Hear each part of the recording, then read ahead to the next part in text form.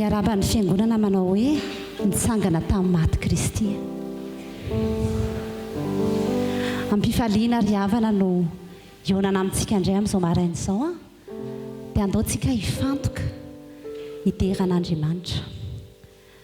Homanintsika ny laharak'ira 5 PM 4:7 ny 2 sy 2 ary avy eo ny firana fanampiny fa 1:30.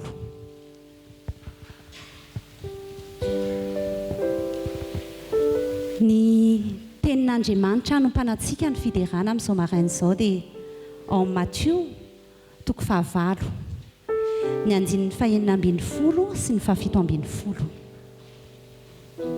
Vakitsika aminaran'ny Tompo.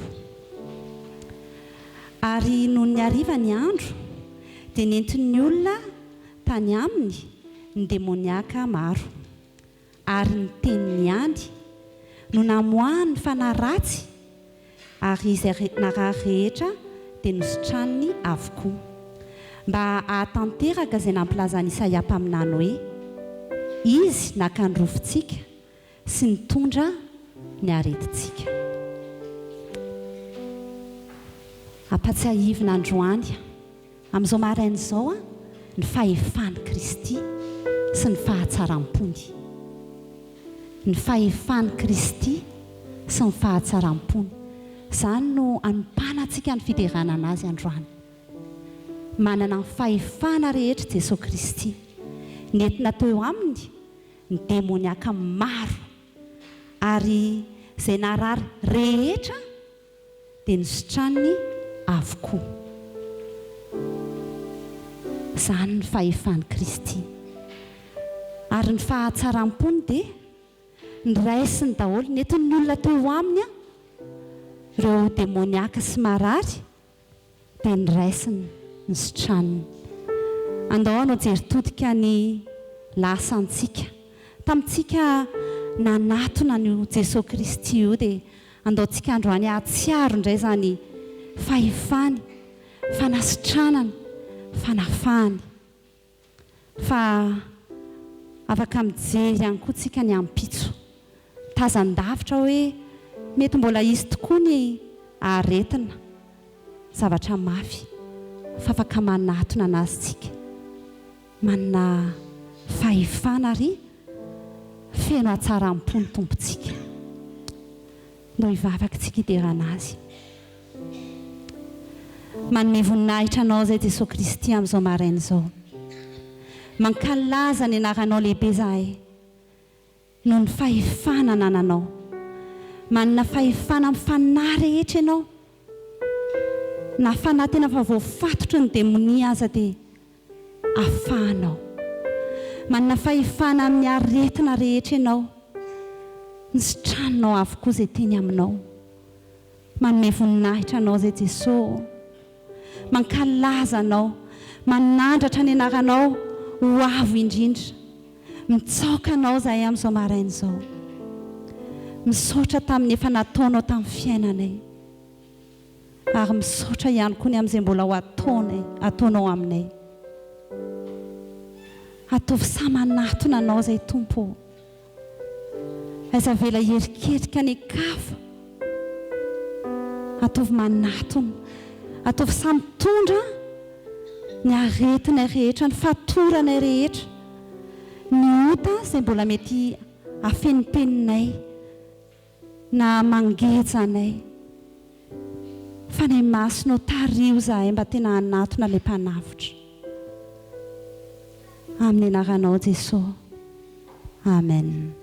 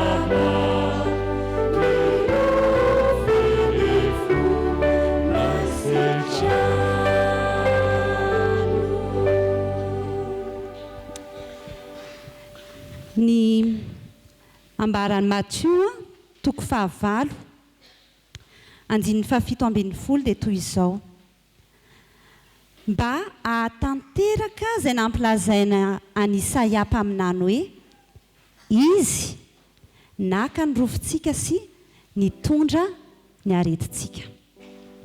Jesosy Kristy io efa nampilazaina amanjato taonany maro talohany nahatongavany tetỳ an-tany hoe izy no aka ny rofintsika sy hitondra ny aretintsika. Izy le efa voatendry hatr'izay izy le efa voaositra hoe hitondra ny rofintsika, ny rofinao, ny rofiko, ny aretinao, ny aretiko. Amin'ny tika teny hafa le hoe rofy infirmité na afaka raisitsika koa hoe faiblesse na fahalemena. Efa Jesosy ry havana no nomanin'Andriamanitra ray hitondra ny rofintsika sy ny aretintsika. Izy le efa nomanina hatr'izay le efa voaositra ilay Mesia efa nomaniny ray ho antsika. No hivavakitsika. Te hiteranao zay ray eo fa nanomana Mesia ho anay ianao. Aka ny rofinay, ny fahalemenay rehetra, hitondra ny aretinay rehetra teo amin'ny hazo fijaliana. Maty ary nitsangana tamin'ny maty hanome anay fiainam-baovao. Tena manome voninahitra anao zay ray eo. Mideranao zay Jesosy fa ianao ilay Mesia efa voaomana hatr'izay. Tena hoe hanavitra anay, hitondra anay, hanafaka anay. Manome voninahitra zay Tompo miondrika tanteraka eto anatrehanao hoe tsy navelanao tamin'izao zay tetỳ an-tany satria tena be dia be ny fahalemenay, be dia be ny rofinay. Tena indraindray tsy zaka bataina akory Andriamanitra izany zavatra iainanay izany fa misaotra fa nomenao ny Mesia. Mifona Tompo tamin'izay rehetra hoe niodikodina izay na mitady solution hafa izay nefa efa tena eo anoloanay ny Mesia izay nomaninao anay, hamonjy anay. Averenao aminao izay Tompo. Te hanome voninahitra anao ny fiainanay. Tianay hoe tena miaina an'izany fahafana efa nomaninao anay izany izahay dia tarito izay fanahy masonao. Amen.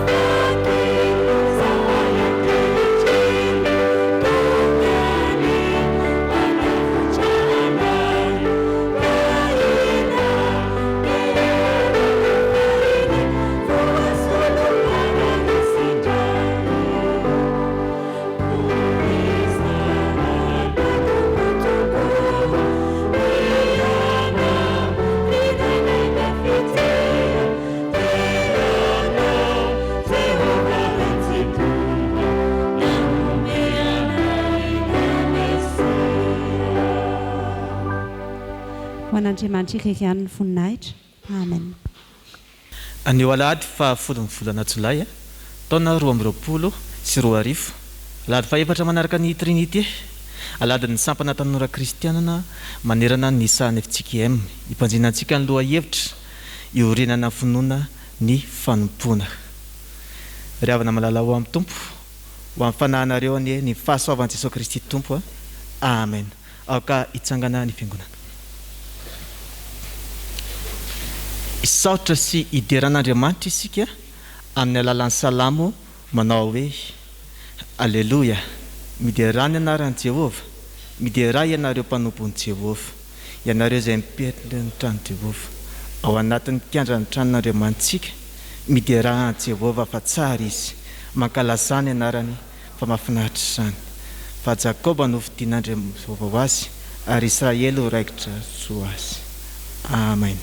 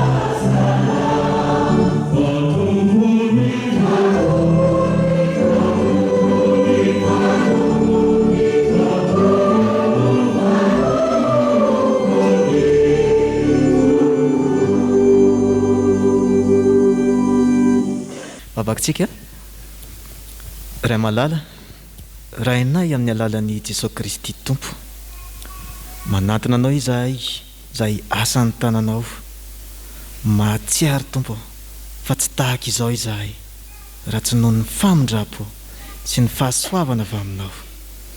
Inona tokoa tompo ny antom-pisinay raha lavitra anao, lavitra ny fahazavana zany ary fiainana mangidy ihany koa. Fa ny eo akaikinao no mahatsara anay.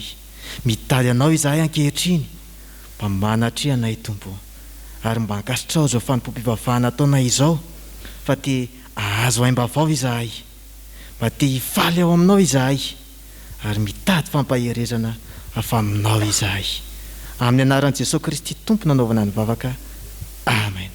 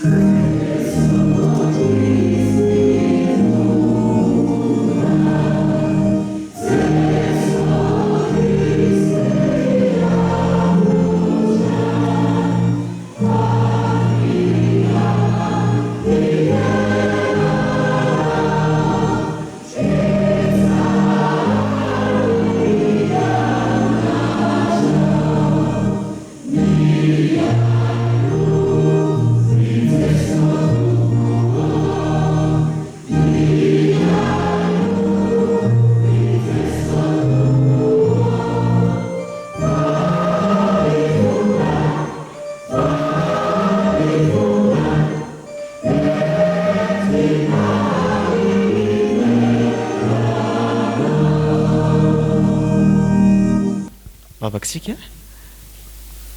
tompo malalo indreto izahay ankizy sy tanora manantona anao mitenena fa vonina indray izay omenao anay amin'ny anaranao Jesosy.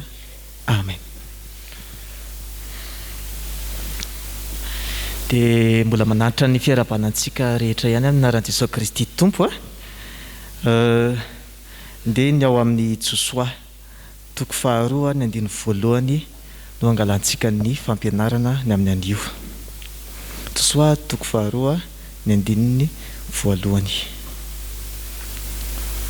Rehefa hitantsika izany dia raha antsika mamaky amin'ny anaran'i Jesosy manao hoe ary Josoa zanaky Nona dia naniraka mpisafy roa lahy mangingina avy tany Sitima ka niteny taminy hoe mandeha ihana izaho ny tany indrindra fa Jeriko. Amen.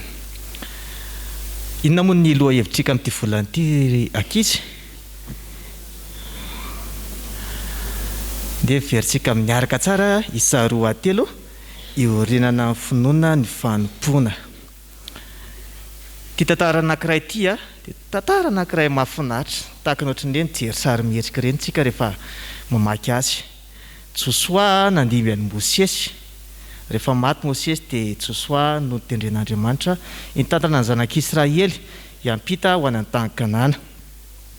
Fa ny alohan'izay hoe hananika ny tany Kanana io dia naniraka mpisafy izy. Amin'ny teny vahiny, le amin'ny dikateny hafa dia hoe espion le mpisafy io dia naniraka mpisafy ireo lahy izy hoe mandeha ihany ndana aloha jereo izay tanàna izay dia indrindrandrindra fa Jeriko.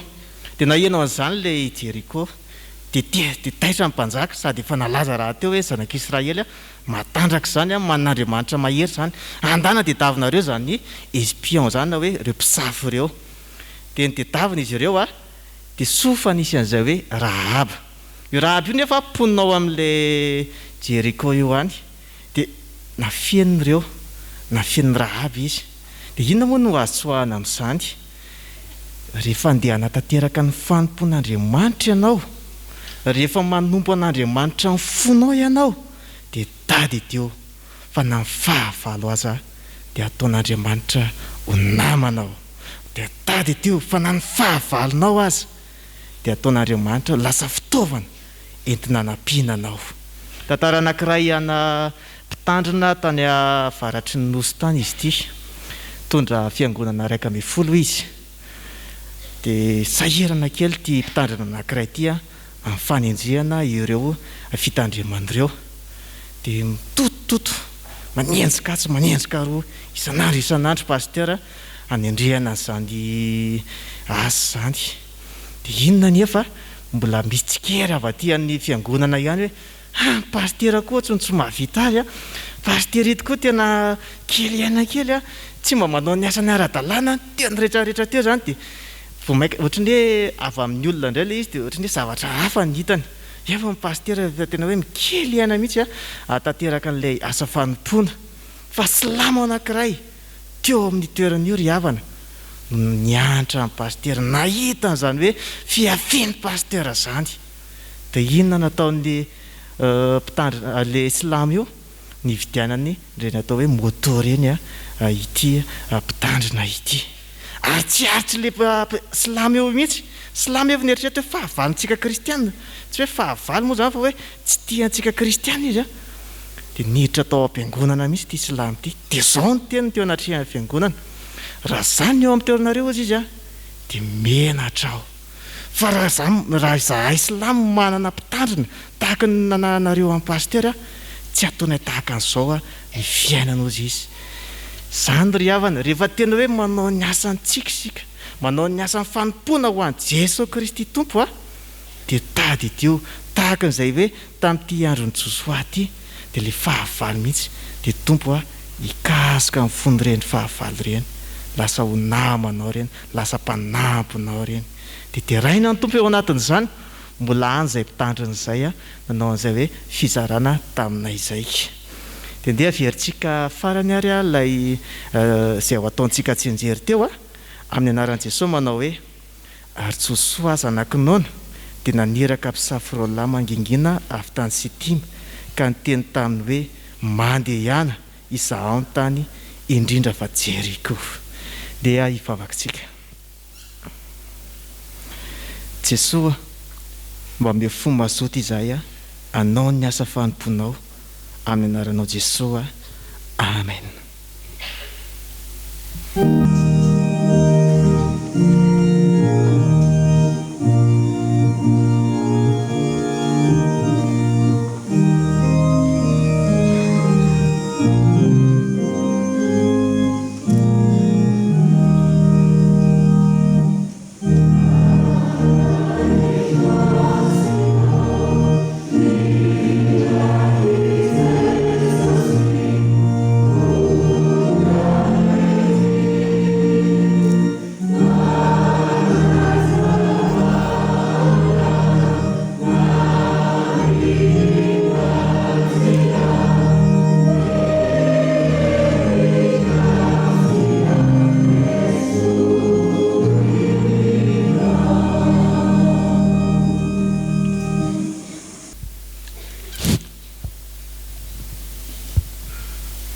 Vavakitsika. Tompo, sotranao izay efa mbola nomenao fotoana indray andrenesana ny teninao. Mangataka ny fanahy masinao ary izay mba hampifantoka anay tanteraka, ary ireo feo rehetra manelingelina anay dia mba esory ahafahanay mandray tsara ny afatra tianao lasaina aminay. Amin'ny anaranao Jesosy nanaovanay izany vavaka izany. Amen. Hiaraka mamaky sian'ny soratra masina isika ao amin'ny fanekena taloha, bokin'ny Josoa toko 2 andiny voalohany ka hatramin'ny 19. Rehefa hita dia hovakiana amin'ny anaran'ny Tompo.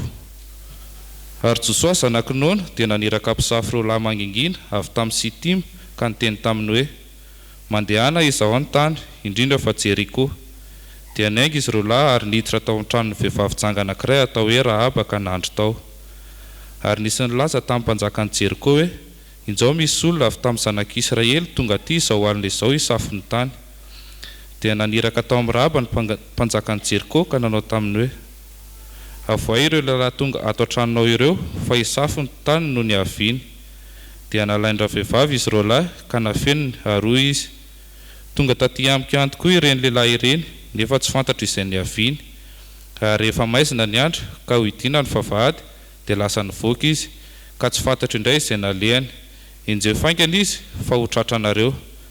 Kanjo efa nampiakarin-dra vehivavy any tampo-trano izy ka nafeniny tao amin'ny taon-drongony izay efa nalalahany teo amin'ny tampony trano. Ary ireo olona dia nanenjika azy tamin'ny lalana makany Jordany hatrany fitama. Ary rehefa lasa nivoaka izay nanenjika azy dia nohidiny ny vavahady. Ary mbola tsy natory izy ireo lahy dia niakatra nakao amin'ny tao tampo-trano raha vehivavy ka nanao taminy hoe fantatra fa efa nomeny Jehovah nareo ny tany, ary efa latsaka aminay fatahorana anareo, sady efa ketraka ny mponina rehetra amin'ny tany no nitahotra anareo. Fa efa renay ny nanamainan'i Jehovah ny ranomasina mena teo anoloanareo tamin'ny nivoanareo avy tany Egipta, sy izay nataonareo tamin'ny mpanjaka roa tamin'ny Amorita izay tany an-dafin'ny Jordana, dia siona sy oga izay nofononareo. Koa noho ny efa renay izany dia ketraka ny fonay ka very-hevitra avokoa izahay noho ny aminareo fa Jehovah Andriamanitra reo, izy no Andriamanitra any amin'ny lanitra ambony sy ety amin'ny tany ambany. Koa ankehitriny masina ianareo mba hiano amin'ny Jehovah aho, fa araka ny namindra fo taminareo no mba hamindranareo fo amin'ny ankonany raiky kosa, ka ome famantarana mahatoky aho fa ho velominareo ny raiky sy ny reniko sy ny anadahako sy ny rahavaviko ary izay rehetra mety ho azy, dia hamonjy ny ainay tsy ho faty ianareo. Dia hoy izy roa lahy taminy, ny ainay no ho faty hisolo anareo raha tsy ho lazainareo izay raharanay izao. Ary raha omeny Jehovah anay ny tany dia hamindra fosy ianao izay marina aminao izahay. Dia nampitona azy tamin'ny mahazaka avy teo amin'ny varavarankely izy, fa teo amin'ny manda ny tanàna ny tranony ary teo amin'ny manda ny toerany. Dia hoy izy taminy, mandehana ny tendrombohitra fandrao hifanena aminareo mpanenjy, ka miherena ny telona mandra-piveriny. Fa rehefa afaka izany dia vao mandehana amin'izay alehanareo.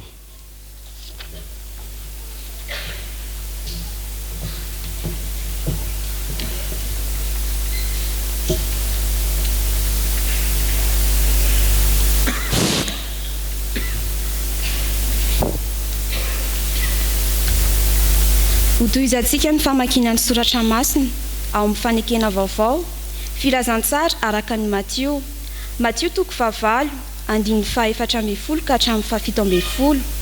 Ary hofaranantsika ny famakiana ny soratra masina ao amin'ny epistily voalohany an'i Timoty 2:4-10 ka hatramin'ny 19. Rehefa hita dia hovakiana amin'ny anaran'ny Tompo. Ary Jesosy no niditra tao an-tranon'i Petera dia nahita ny rafozam-bavin'i Petera nandry teo nanavy ny tazo. Ary nanendry ny tanany izy dia niala taminy ny tazo, dia nitsangana ray vehivavy ka nanompo azy. Ary no niariva ny andro dia nenton'ny olona tany aminy demoniaka maro, ary ny teniny ihany namohan'ny fanahy ratsy. Ary izay narary rehetra dia misotranony avokoa, mba hatanteraka izay nampilazany Isaia mpaminany hoe, izy naka ny rofintsika sy nitondra ny aretintsika. Izany zavatra izany no andidio sy ampianaro, aoka tsisy olona anao tsinotsinona anao no ny fahatanoranao, fa aoka ho tonga fianarana ho an'ny mino ianao amin'ny fiteny, amin'ny fitondrateny, amin'ny fitiavana, amin'ny finoana, amin'ny fahadiovana. Mandra-piaviko tandreny ny famakian-teny, ny fananarana, ny fampianarana. Aza tsy mitandrina ny fanomezam-pahasoavana izay ao anatinao, izay nomenanao tamin'ny faminaniana sy ny fametrahan-tanan'ny olona. Mazotoa hevitra izany zavatra izany dia mikeleza aina fatratra amin'izany, mba hisy eo amin'ny olona rehetra ny fandrosoanao.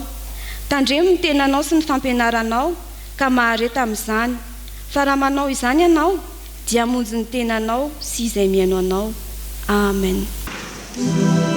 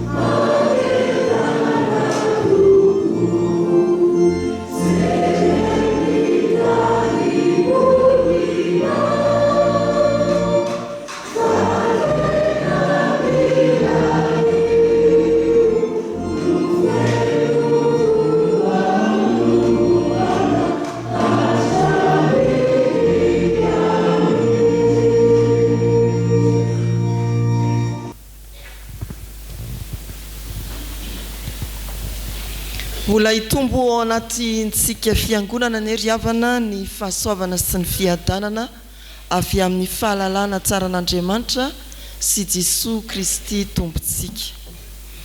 Alohanantsika ny anankiray amin'ny perikopa izay novakiana teo dia ny Timoty voalohany toko 4 andininy 2 hatramin'ny 9.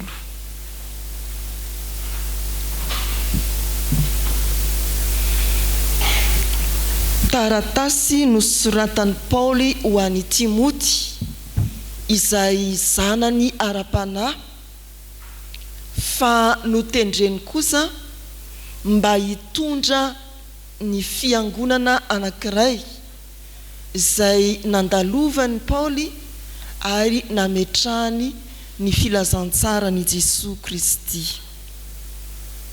Ao anatin'ny fahatanorana i Timoty raha ny mombamomba azy sy teny kely dia zanak'olona jiosy sy grika izy, ny reniny jiosy, ny rainy grika. Ny fomba jiosy mialoha ny amoahana ny zaza eny amin'ny fiarahamonina andranto-tsekoly dia tena tezaina raha tsoratra masina izy ary manana anjara betsaka amin'izany ny reny. Ao amin'ny Timoty 2 toko 7:5 dia voafaritra tsara fa nandalo izany seapitaizana jiosy izany i Timoty fony vao zaza ianao dia nahalala ny soratra masina. Nampiorenina tamin'ny soratra masina ny fiainan'i Timoty hatramin'ny fahazazany. Ary ao amin'ny asan'ny apôstôly toko 4 manomboka eo amin'ny 1 hatramin'ny 9 dia hiteo fa tsikatry Paoly izany Timoty izany ka nalainy teo anivon'ny ankonany hiara-dalana aminy amin'ny fitoriana ny filazantsara. Ny tantara somary mampiome dia ny hoe izy efa lehibe zany vao nentin'ny Paoly ho forana satria hoy ny falazan'ny soratra masina amin'ny asan'ny apôstôly toko 4 tontolo jiosy no vakivakiny amin'ny filazantsara ka dia aleo aloha ahiditra amin'izany fombafomba jiosy zany i Timoty.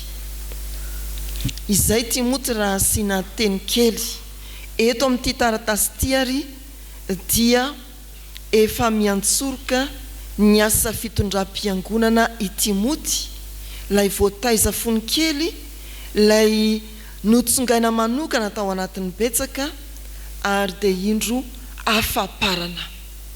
Tanora miatrika ny fanompona miavaka amin'ny fitondram-piangonana. Ny antso sy ny fampaherezana, famporisihana ataon'ny Paoly ray aman-dreny am-panahy izay manoratra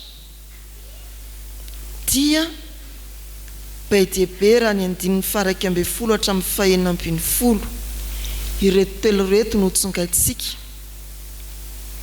Aoka ho fianarana, aoka ho hita ny fandrosoanao ary aoka ianao ahatandry tena. Tanora fianarana, tanora mandroso, tanora mahatandry tena eo amin'ny fanompona izay ataony.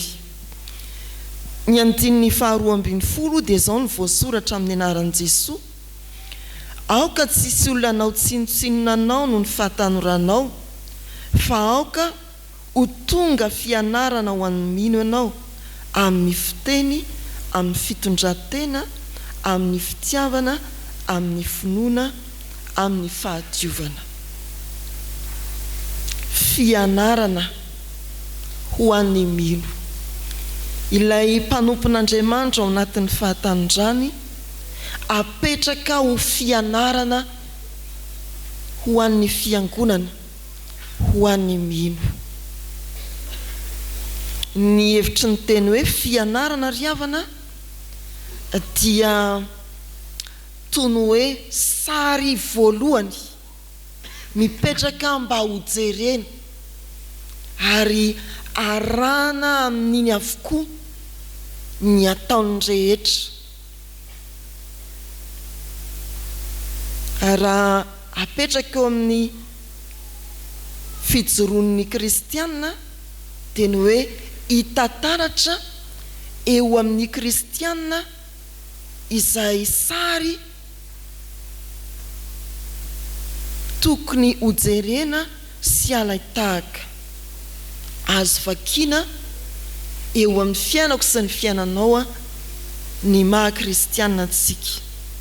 Azo alaitahaka sy ianarana, azo hitarafana koa ny lalany ho avy ho an'ny sasany. Ianao mihitsy zany no mpitarika, izao no atao, aty jerena.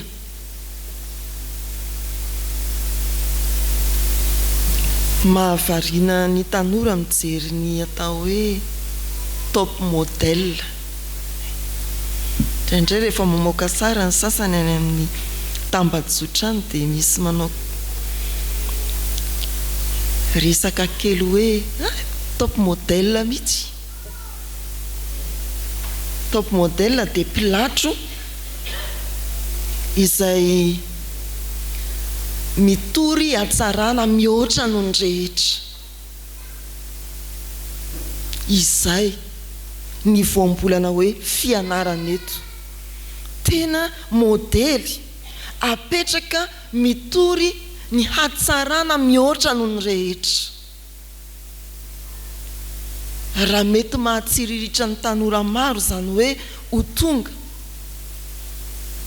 pilatro mitory hatsarana mihoatra noho ny rehetra, dia aoka ho fitsiriritra kosa ho antsika tanora kristianina no hoe mipetraka ho modely, afaka miantso ny ray aman-dreny eo amin'ny fiangonana, afaka mitaona ny fijery ny mpino.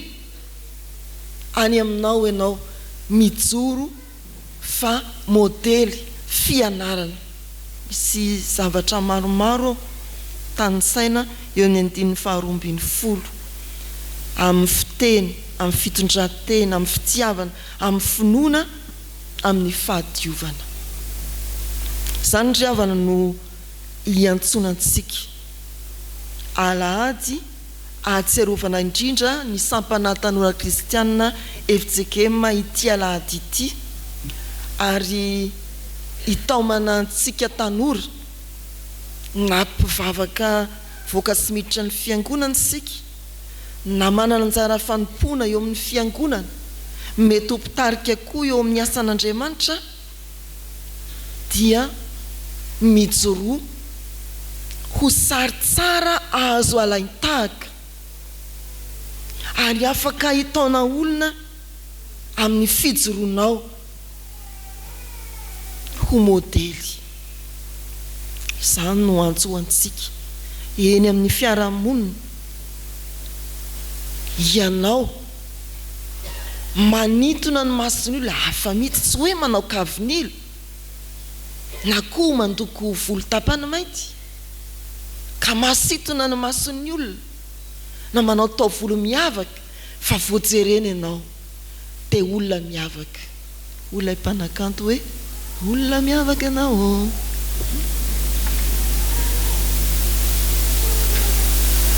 Miavaka ka manaitry ny olona hoe fa iza ry mitory ny hatsarany Kristy. La izoky mitarika ianao.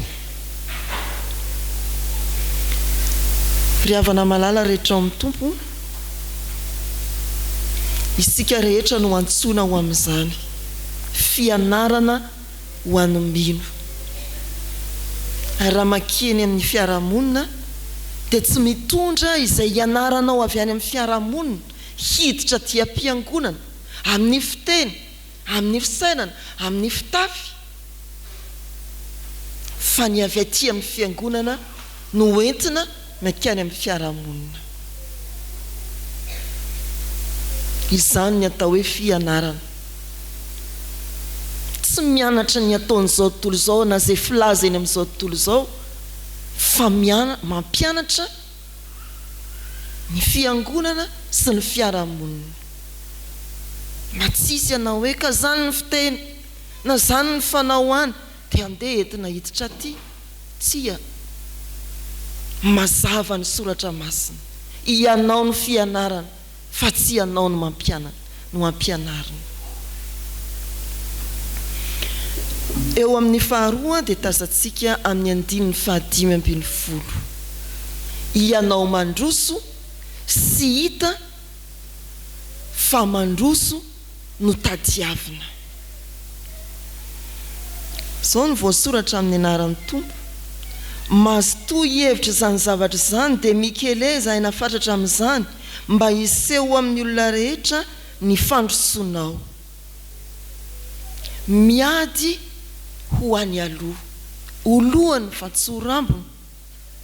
Ary ao anatin'io voambolana io dia misy hevitra hoe mivoy. Mivoya dia matsiaro sary amin'ny lakana eny ambony rano isika, ary ny mpivoy dia miezaka anohitra ny rina mba hahafahany lakana mandroso. Izany mihitsy no iantsona ny Timoty, tanora manompo an'Andriamanitra eo anivon'ny fiangonana. Miezaka hanao ezaka mba hitarika ny aloha ary hanohatra izay zavatra rehetra mety tsy hahafahana mandroso. Mety ho mpanohariana tokoa isika eny anivon'izao tontolo izao, ahafahana mandroso, mampandroso ny filazantsara, fa izay ny takiny ny soratra masina amintsika. Mivoy ny filazantsara eny anivon'izao tontolo izao, aty anatin'ny fiangonana, miady mba ho isan'ny mpitarika. Mbola ao anatin'izany ihany ny sary hoe ianao no alaitahaka, ary taratra hoe mahavita ezaka.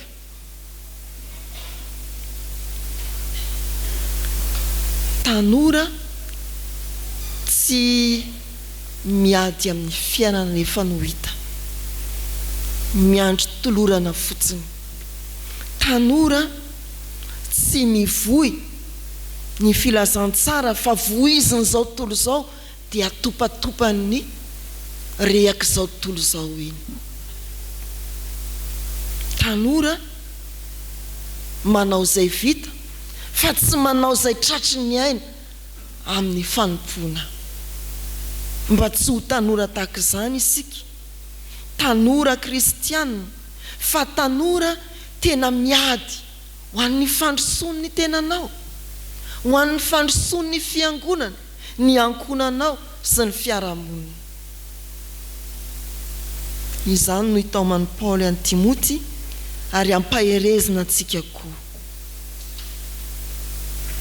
Ray aman-dreny, zanaka, ankonana, raha kristiana dia aoka ahitana taratra hoe ankonana misy tanora mitady sy miezaka izay androsoana amin'ny lafiny rehetra. Ny fahatelo, eo amin'ny 5:9, tandremo ny tenanao sy ny fampianaranao. Mazava ny dikateny ry havana eo amin'ny hoe tandremo ny tenanao. Ny filaza hafa teny hoe mijoroa, ary koa ny hoe arao maso tsara ny tenanao.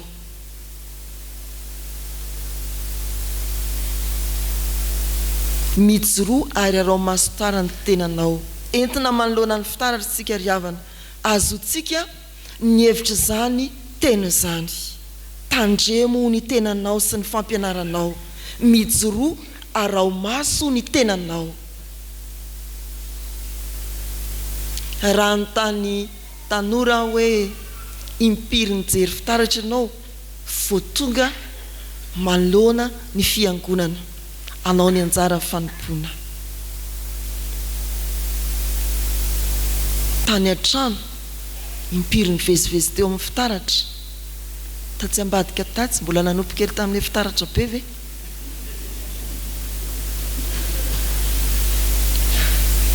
Za moa tamin'ny voalohany dia tsy haiko tsara le drafitra ny fiangonana dia miditra any zany reto zanantsika reto, dia nanontany mpiara-miasa fa hono asaina nijery fitaratra nga izy ireo vao manoloana ny fiangonana. Any lalana ka misy lalana any. Fa milaza aminareo fa tsisy zay tsy nanompo fitaratra eo rehefa nandalo tao nalana vavy, azo antoko izany. Mijoroa ary arao maso ny tenanao, misy toyany hoe sy ny fampianaranao. Tsy ho tanora manompo an'Andriamanitra ka pitaribato vilambava. Ny alehan'ny tongotra hafa lazain'ny vava hafa. Izany hoe tandremo ny tenanao, arao maso ny tenanao, isan'andro mihoatra no ahatongavanao eo alohan'ny fitaratra mikitika ny volo, manamboamboatra ny akanjo. Dia tahaka izany koa isika tanora kristiana, isika kristiana mahavara mandiny tena manoloana ilay fitaratra dia ny soratra masina mba hahatonga anao tena fianarana pilatro azo alaitahaka amin'ny fahatsarana rehetra. Javana malala telo no hitaomanantsika ao anatin'izao perikopa mahakasika indrindra ny tanora kristiana izao, nefa aoka adona ny fiainantsika fiangonana manontolo. Ampaherezana isika mba ho fianarana ho an'ny mpiara-mivavaka, nefa koa ho vavolombelona mahatoky eny amin'ny fiarahamonina.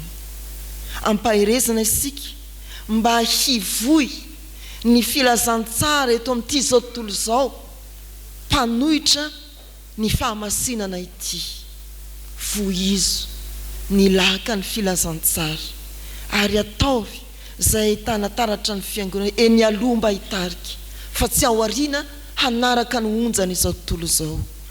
Ny fahatelo, mahavara mandiny tena, manamboamboatra ny tenanao manoloana ny soratra masina mba hitombo ny fahatsaranao, hifanaraka tsara amin'izay tadiavin'i Kristy.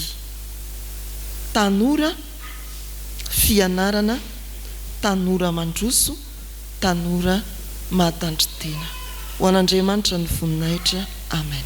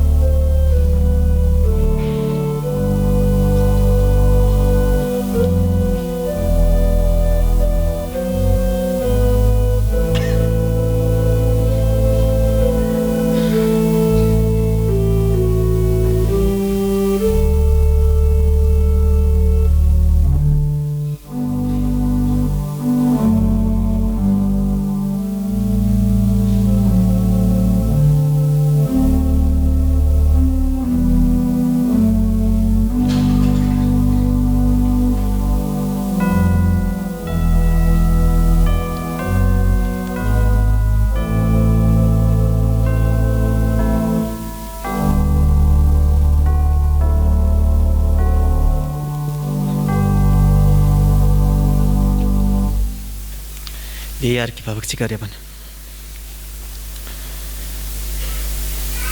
ry tomponay io manoloana ny teny izay nambaranao anay tsirairay avy dia menatra izahay tompo tena menatra izahay, mate io izahay tompo, mate io izahay tanora indrindrandrindra, mba ho fitaratra, mba ho fianarana, mba olona ahijoro eo anivon'ny fiarahamonina arak'izay iangatahanao.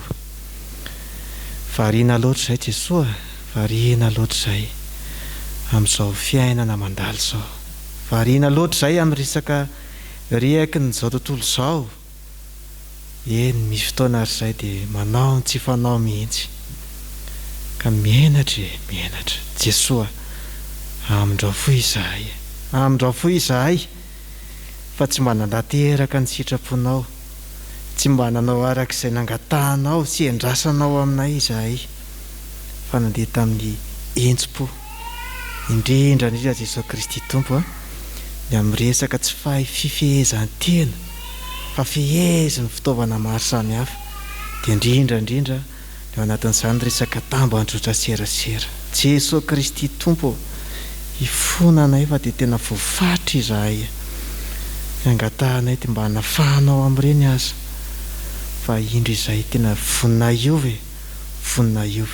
ho fianarana ho an'ny fiangonana, vonina iova izay fa tena hoe androso aneo amin'izany hoe kristianina tanora izany, ary tena androso ihany koa Tompo amin'ny fitandremana an'izay fihetsika tao, ny endrika ivelany sy ny toetra anaty, dia tena ho ataonay izany.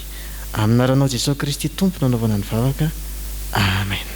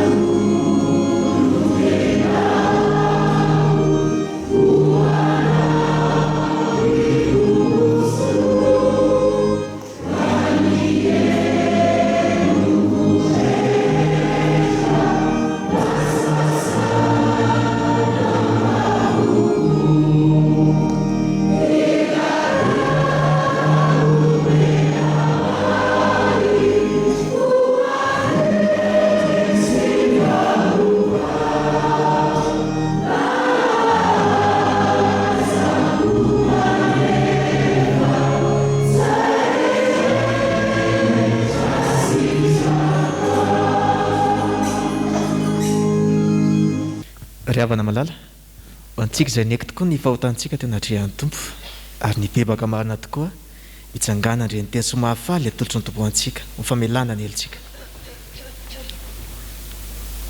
Ho ny Tompo aminao, satria ninoanatra ianao ka naneritry tena teo anatrehako, izao efa niaino.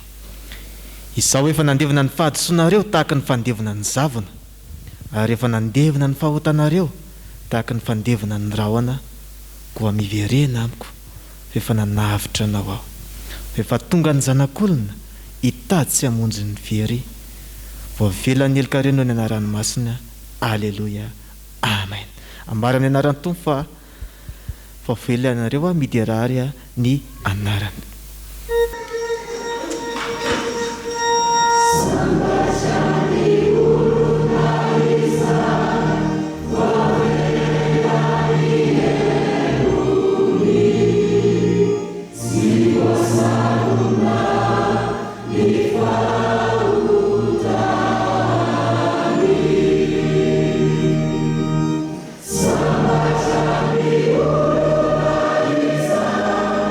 See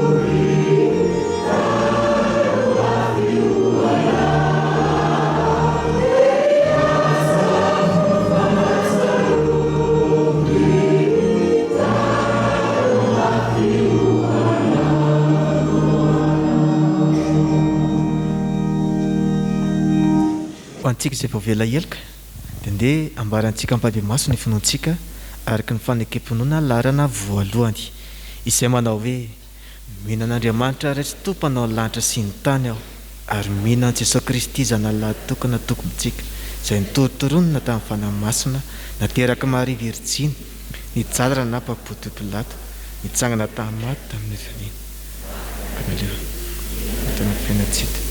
nitsangana tamin'ny maty tamin'ny andro fahatelo niakatra ho any an-danitra mipetraka eo ankavan'Andriamanitra raitsy to avy any ny viny tsara ny velona sy ny maty mino ny fanahy masina aho ny fiangonana masina maneran'izao tontolo izao ny fiambonan'olona masina ny famelan-kelika ny fitsanganan'ny tena maty ary ny fiainana mandrakizay amen.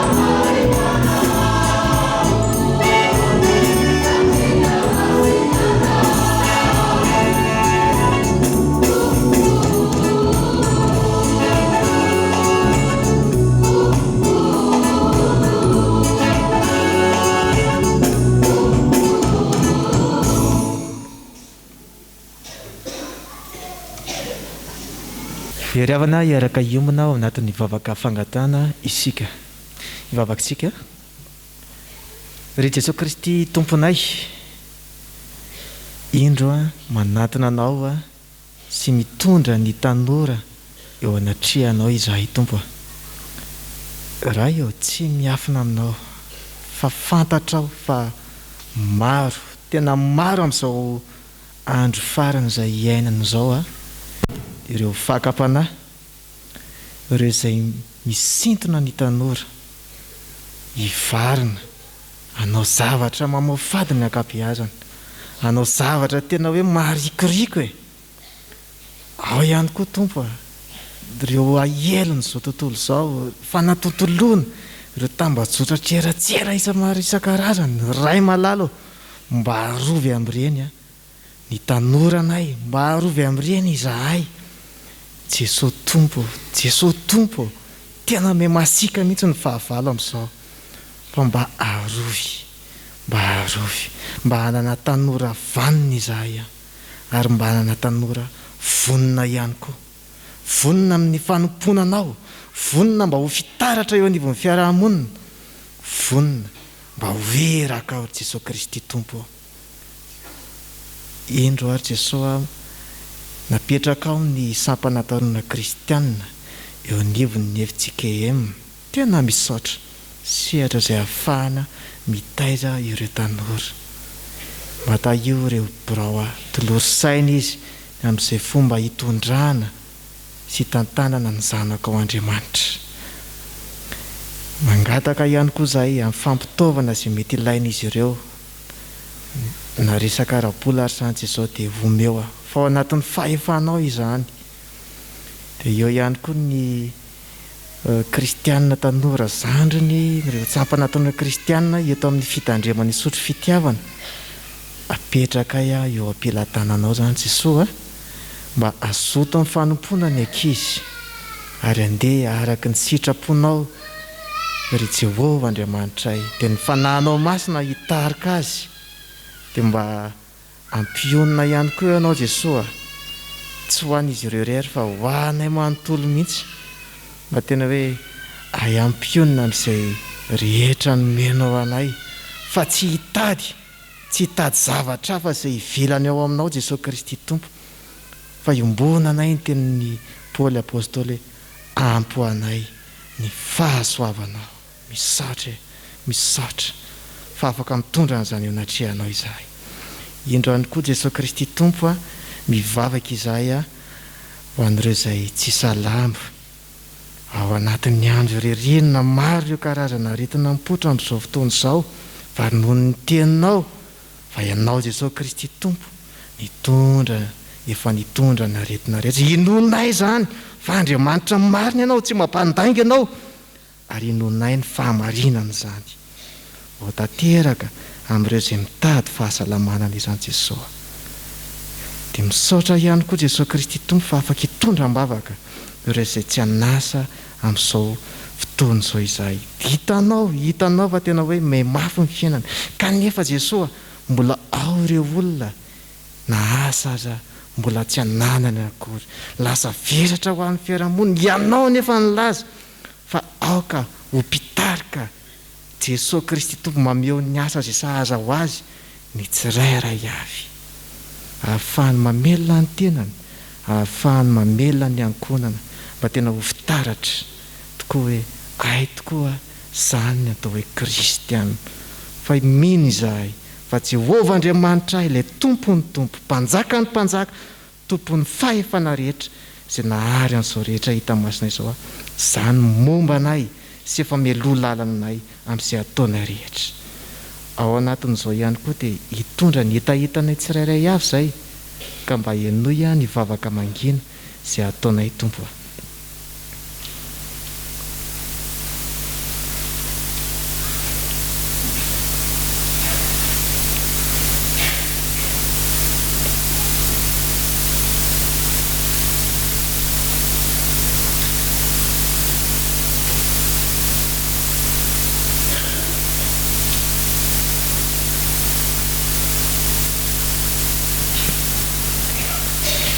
misaotra tompo amin'ny valim-bavaka sy efa omenao anay sahady. Ny vavakay dia ataonay aminaranao Jesoa ary akambanay amin'ilay vavaka sy fanampianaranao manao hoe Rainay an-danitra manasiana ny anaranao mahatonga ny fanjakana ataony hoe sitraponao dia tia-tany tako ny an-danitra nenany iny anasaza anay ary mamelany elikay taka namelany izay melaka taminay aza mitondra ny mifakapanahy fany amin'ny ratsy anao ny fanjakana sy ny hery ary ny voninahitra mandrakizay.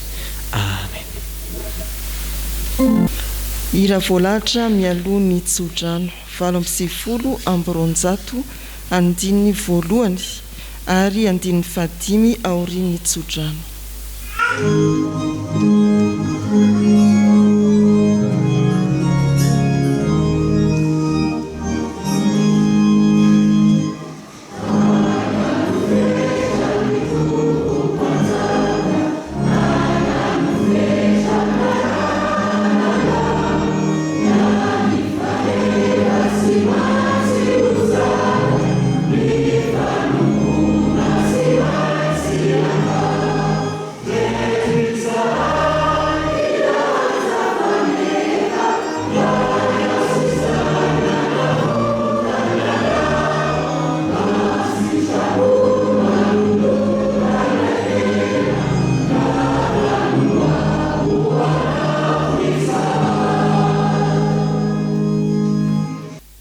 Raisoa amin'ny finoana ho tanteraka aminareo ny tsodrano tononona amin'ny anaran'ny Tompo.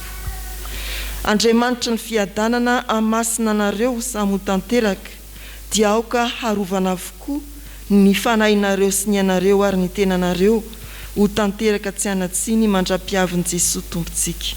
Matoky ilay ny antso anareo ary izy no hanefa izany. Amen.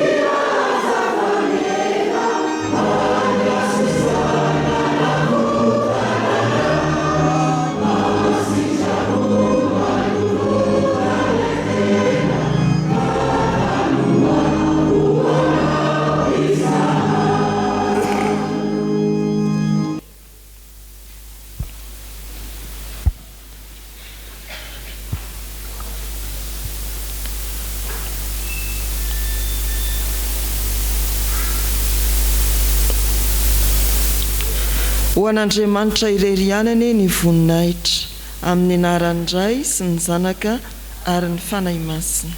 Amen.